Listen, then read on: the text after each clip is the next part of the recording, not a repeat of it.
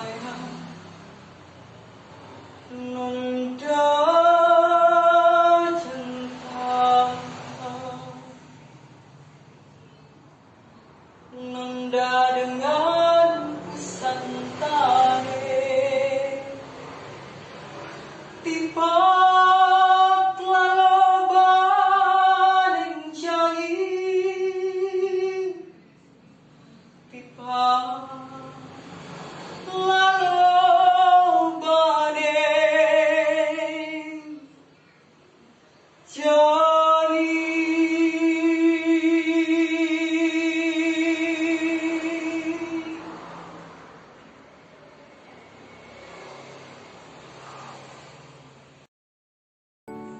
di desa Baman, wilayah Kolong, tersimpan sebuah cerita.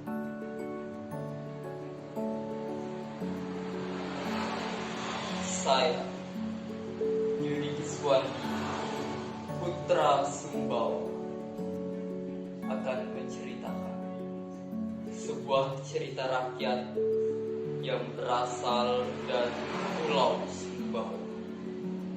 Cerita ini berjudul Paruma Eru.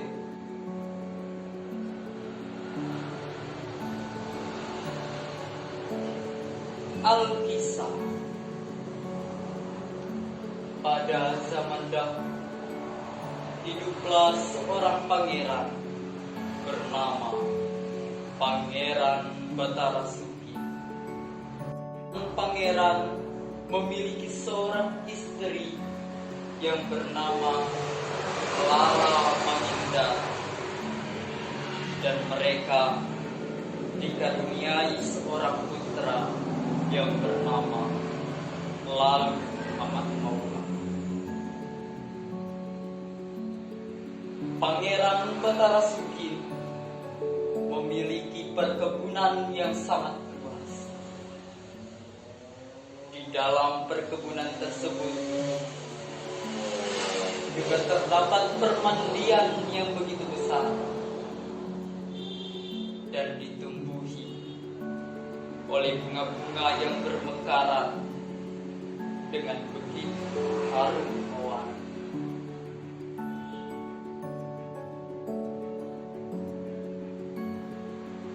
Tibalah usia dan Lalu Muhammad Maula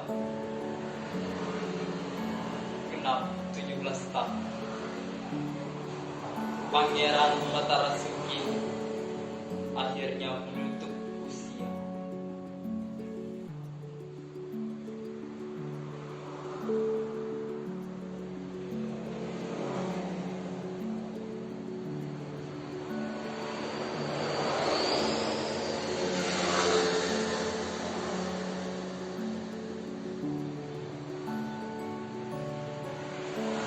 Kini Lalu Muhammad Maula yang meneruskan segala cita dan juga harapan dari Pangeran Batara Suki.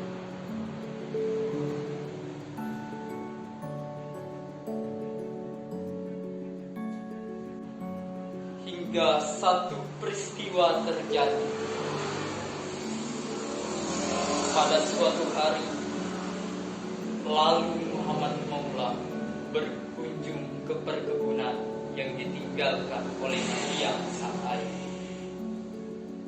Di perkebunan tersebut, ia mendapati bunga-bunga yang selama ini telah dirawat oleh sang ayah bertaburan di tanah dan juga di permandian secara tidak karuan. Lalu Muhammad Maula tidak ambil pusing dan bersedih. Namun, ia merenung sebenarnya apa yang telah terjadi di perkebunan tersebut. Lalu Muhammad Maula mulai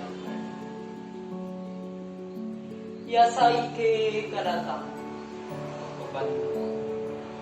Ia serusak sereak kemah adikai ilin berbangga.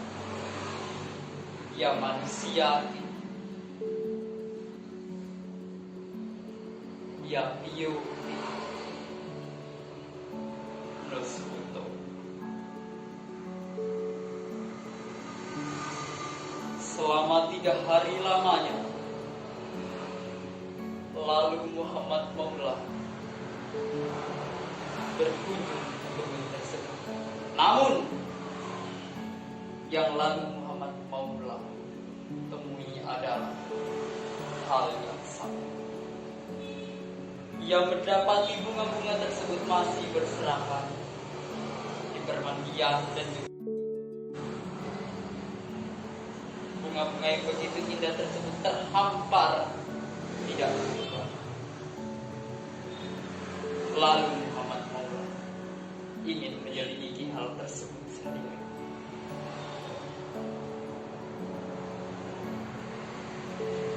Akhirnya, lalu Muhammad Maula bersembunyi di balik rumpun pohon pisang. Ia ingin mengetahui peristiwa apa yang sebenarnya terjadi. Tidak lama setelah lalu Muhammad Maula bersembunyi di balik rumpun pisang tersebut, terdengar suara gendang, terdengar suara suli, dan juga suara serunai dari atas langit. Lalu Muhammad Maula lantas terkejut. Namun dengan bukti ia memilih untuk tetap berdiam di balik rumpun pisang tersebut. Tidak lama, dari langit turunlah ke-7 bidadari yang begitu cantik bawah, yang secara sontak, secara tidak langsung mempesona mata lalu Muhammad Maula. 7 bidadari tersebut turun ke perkebunan, memetik bunga-bunga yang masih tersisa dan mandi secara bersama-sama. Tak lupa mereka melepaskan selendang di sisi kanan.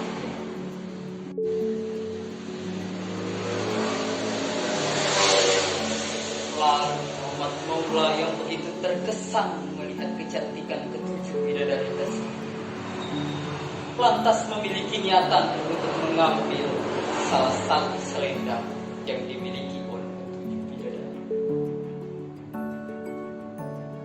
Dengan langkah yang hati-hati, lalu Muhammad Maula berusaha untuk mengambil selendang tersebut.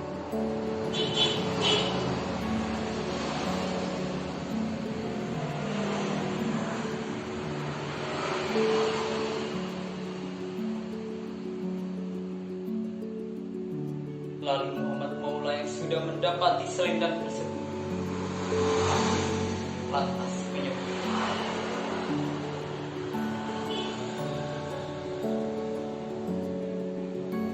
Muhammad Maula menyembunyikan selendang tersebut di balik bajunya. Hingga ke-7 bidadari akhirnya selesai mandi. Ke-6 bidadari lainnya lantas sudah mengenakan selendang yang mereka miliki. Namun karena waktu yang sudah mendesak, ke-6 bidadari meninggalkan adiknya. Karena sang adik kehilangan selendang, yang mana selendang tersebut telah diambil oleh lalu Muhammad. Setelah ke-6 bidadari meninggalkan sang adik di permandian tersebut, lalu Muhammad Maula mulai mendekati sang bidadari dan mengajak bidadari pulang ke rumah.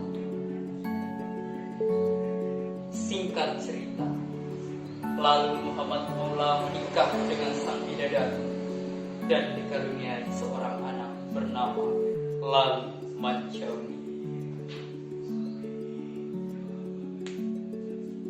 Hingga satu kejadian pun terjadi. Kejadian yang tak pernah terduga oleh Tuhan. Sang mertua memarahi sang bidadari dikarenakan padi yang sengaja dijemur di halaman rumahnya dipatok ayah. Dan sang mertua menganggap bahwa sang menantu tidak peduli dengan hal tersebut. Sementara saat kejadian itu terjadi, lalu Muhammad Maula berada di perkebunan sang ayah.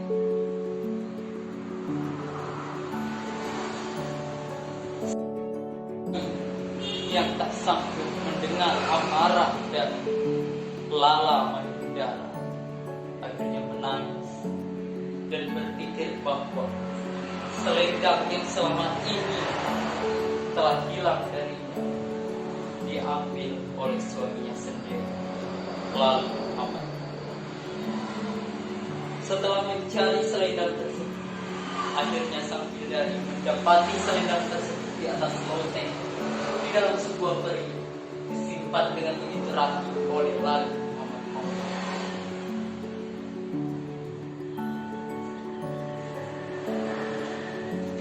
Setelah mendapati selendang tersebut, sang bidadari akhirnya terbang ke kayangan meninggalkan sang anak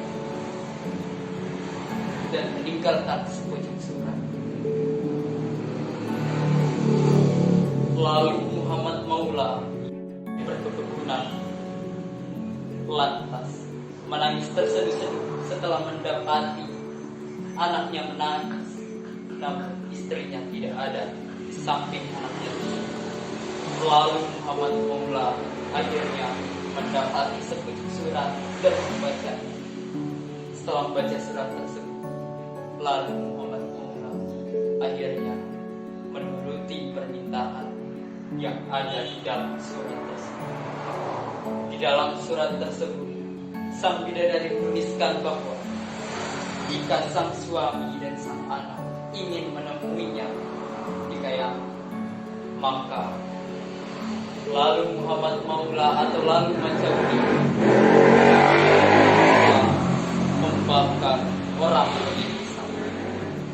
Setelah lalu Muhammad Maula membakar orang dengan pisau, dia pun terbang ke kayangan dan akhirnya menemui sang istri. Lalu Muhammad Maula menangis terseduh-seduh melihat sang istri yang begitu cantik yang telah mengenakan pakaian putri kebesarannya di istana ayah. Setelah kejadian itu, lalu Muhammad Maula menetap bersama sang istri di kayangan dan tidak pernah kembali ke perkampungan desa Baman, wilayah Polong, Kelapa. Suara tangisan dari lalu Macauli terdengar hingga langit. Sang ayah dan ibu yang tidak tega mendengar tangisan sang anak menurunkan sebuah mainan yang berasal dari langit untuk menenangkan sang anak. Mainan tersebut diberi nama Paru. Hingga singkat cerita, setelah lalu Macauli berusia 60 tahun, lalu Macauli menutup usia dan dikuburkan di desa Dadap, wilayah Polong. Makamnya hingga saat ini masih terus terpelihara dan terjaga. Nah teman-teman, mungkin hanya itu cerita yang dapat saya perdengarkan kepada kalian semua. Semoga dengan cerita ini kalian semua dapat mendapatkan hikmah dan juga manfaat dari cerita ini. Tentunya kalian yang mampu menyimpulkan secara detail apa hikmah dari cerita rakyat yang saya ambil, Parma